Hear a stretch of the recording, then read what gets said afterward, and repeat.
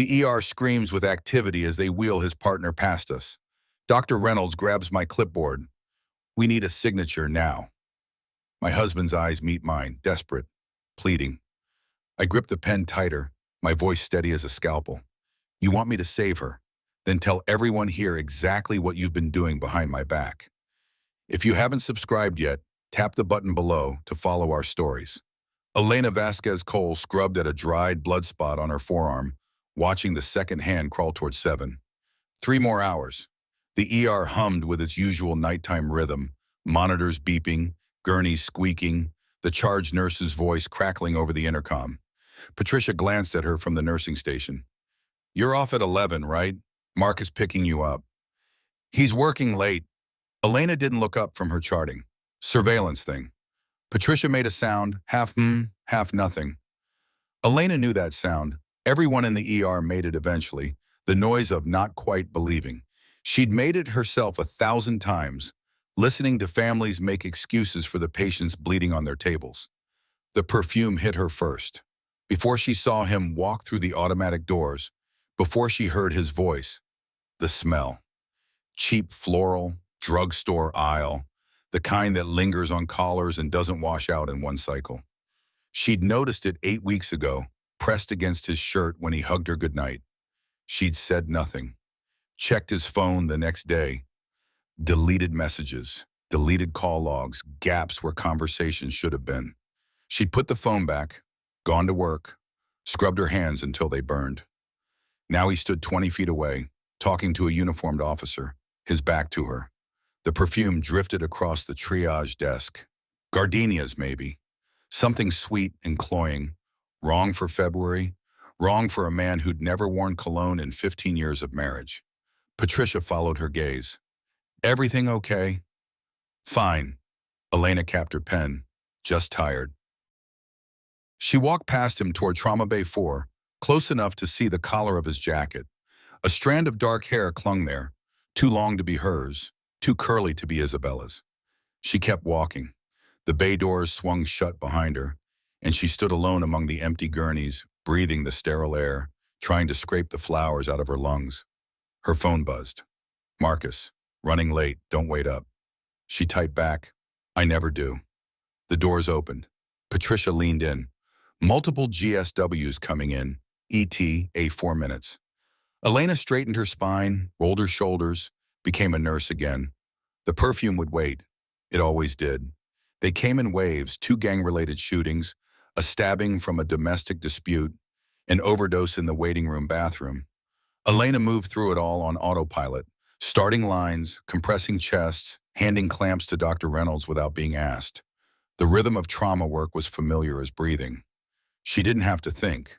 That was the point. At 10:47, the automatic doors burst open again. GSW, officer down. Elena looked up. Martinez ran beside the gurney, his face gray, his hands pressed to a wound that pumped blood between his fingers. Behind him, Marcus. Her husband's eyes found hers across the chaos. His hands were red. His shirt was red. His mouth moved, but she couldn't hear him over the alarms, the yelling, the charge nurse calling for Dr. Reynolds. Table 3 now. Patricia grabbed the gurney's rail. What do we got? Jenna Walsh, 41, GSW to lower abdomen. Martinez's voice cracked. She's my partner. Marcus reached Elena. His hand closed on her arm, wet and warm. Elena, please. You have to. She's bleeding out, they said. She looked at his hand on her arm, at the blood, at the wedding ring buried under red. Let go of me. Her voice came out calm. The trauma voice, the one that never wavered during codes, the one families heard when she told them their loved ones didn't make it. He let go. I'm sorry, you're the best nurse here. You can. Dr. Reynolds is the attending. He'll handle it. She turned toward table 3. Marcus grabbed her again. Elena, please. She doesn't have family here. Protocol says someone has to authorize surgery. They need a signature. She stopped, turned slowly. The ER swirled around them, orderlies running blood, respiratory therapists wheeling ventilators, Patricia shouting vitals. But in that moment, the space between them went silent. Who is she to you? Elena asked. Marcus blinked. She's my partner. 5 years, you know her, you've met her at, I know who Jenna is. Elena stepped closer, close enough to smell him, close enough to smell her. I'm asking who she is to you, the woman whose perfume you bring home every night. His face changed, something flickered, fear, shame, calculation, and then smoothed into blank cop professionalism. This isn't the time. No. Elena pulled the clipboard from Patricia's outstretched hand. It's exactly the time. She held it out to him, pen attached. You want me to sign? Then tell me her name, the one with the flowers. The monitor on table 3 started screaming. Dr. Reynolds appeared at Elena's elbow, mask dangling. We need consent, now, she's crashing. He looked at Marcus, then back at Elena. You know this officer. She's my partner. Marcus's voice cracked. Please, I'm authorized detective badge. I can, requires family or authorized officer with written protocol. Reynolds was already moving back toward table 3. Get it signed in the next 60 seconds, or I'm operating without it and documenting the refusal. The ER noise faded. Elena heard only her own heartbeat, steady and slow, in the rasp of Marcus's breathing. He looked at her. Really looked. The way he used to 15 years ago when he'd brought a shooting victim to the same ER and watched her work a code and said, after. I've never seen anyone so calm when everything's falling apart. Elena. His voice low, meant only for her. Whatever you think is going on. I don't think. She held the clipboard between them like a shield. I know. 8 weeks. Drugstore perfume, gardenias, the kind they sell at the counter next to the pregnancy tests. You bring it home on your collar every time you see her. Did you think I wouldn't notice? His mouth opened, closed. Who is she? Elena. Her name. The monitor screamed again. Patricia yelled for Reynolds. Martinez stood frozen by the gurney, his face wet. Marcus's shoulders dropped. Something in him surrendered, some tension she hadn't realized he'd been carrying for months, maybe years. Kiana. Her name is Kiana. She's a CI. It started 6 months ago. I kept trying to. Tell everyone. Elena's voice didn't shake. Not just me. Everyone here. Tell them what you've been doing while I work nights, while our kids slept. Tell them and I'll sign. He stared at her. You can't be serious. The cardiac monitor flattened, one long, continuous tone. Dr. Reynolds. Patricia's scream cut through everything. She's in V-fib. She's... Marcus grabbed the clipboard. His hand shook so hard the pen rattled against the metal. He looked at the nurses, the orderlies, the uniformed officers gathered at the bay doors, opened his mouth. I've been having an affair. The words fell into sudden silence. Even the monitor seemed to pause. Her name is Kiana Jones.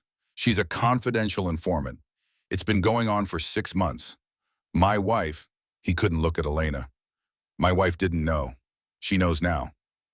Elena took the clipboard, signed her name, handed it to Patricia. Save her, she said to Reynolds. Then she walked toward the locker room, her footsteps steady on the bloody tile, and did not look back. The locker room smelled like bleach and old sweat. Elena sat on the bench, her back against the cold metal, and watched her hands tremble for the first time in 16 years of nursing. They'd held steady through exsanguinations, through pediatric codes, through the night her own father died in this hospital while she worked 2 floors away. Now they shook like leaves. She'd won. The thought sat strange in her chest, heavy and wrong. She'd held the truth like a scalpel, cut him open in front of witnesses, made him bleed confession across the floor where she saved lives. That was victory. That was what she'd wanted, wasn't it? 8 weeks of silence. 8 weeks of smelling another woman on her husband's skin. 8 weeks of pretending. All of it culminating in this moment. She pressed her palms to her eyes and saw gardenias. 20 minutes later, Patricia found her. They got her back. Reynolds is closing now. She'll make it. She sat on the bench across from Elena.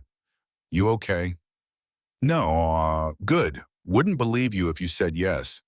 Patricia pulled out her phone.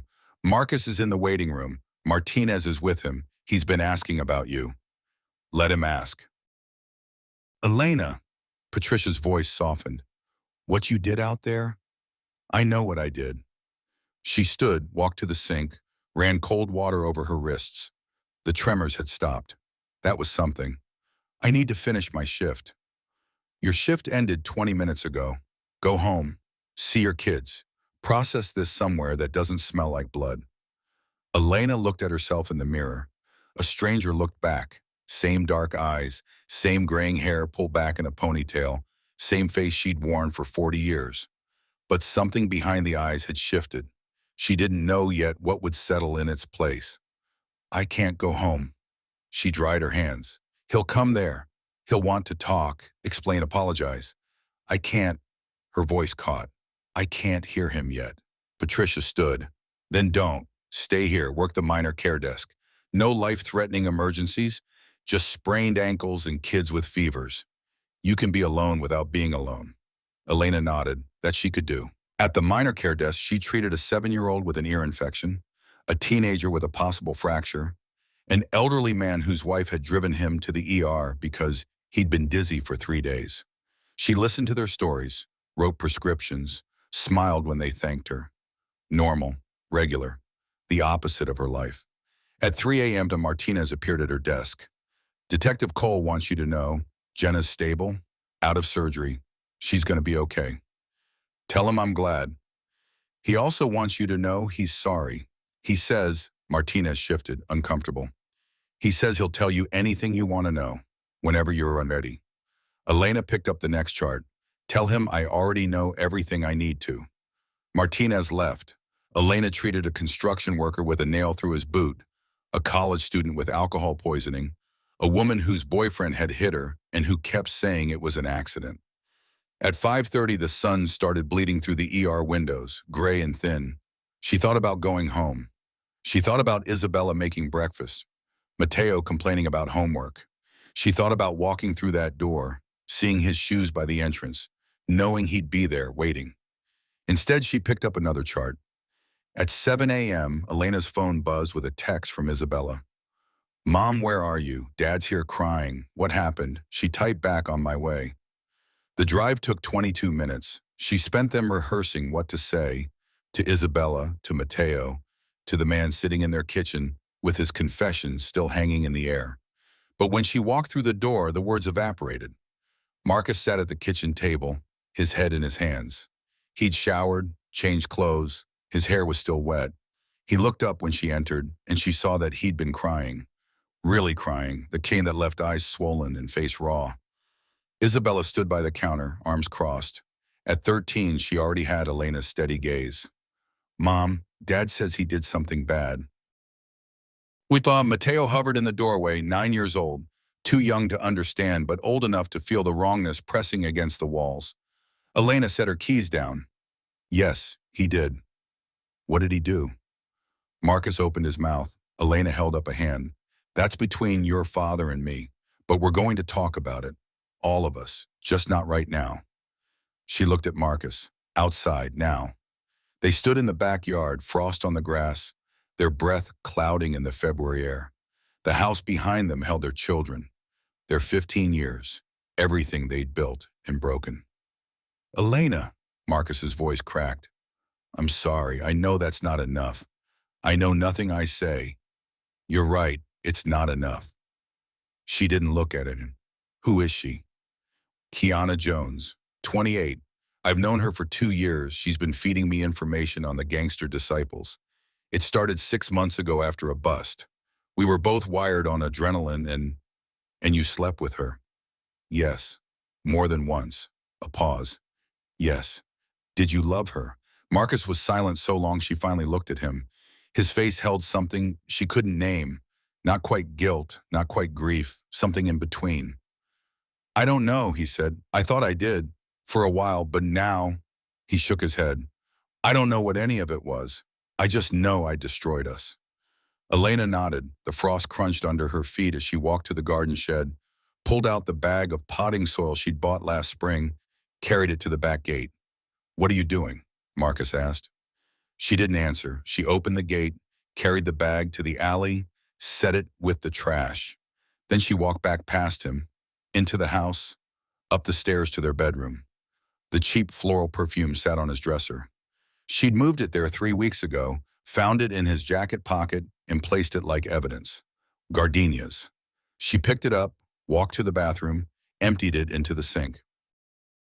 The pink liquid swirled, fragrant and obscene, then disappeared down the drain. She dropped the empty bottle in the trash. When she came back downstairs, Marcus stood in the kitchen doorway. Isabella had taken Matteo to his room. The house was quiet. "I'm not leaving," Elena said. "Not today. The kids need stability, but you are sleeping in the guest room. We'll figure out the rest later."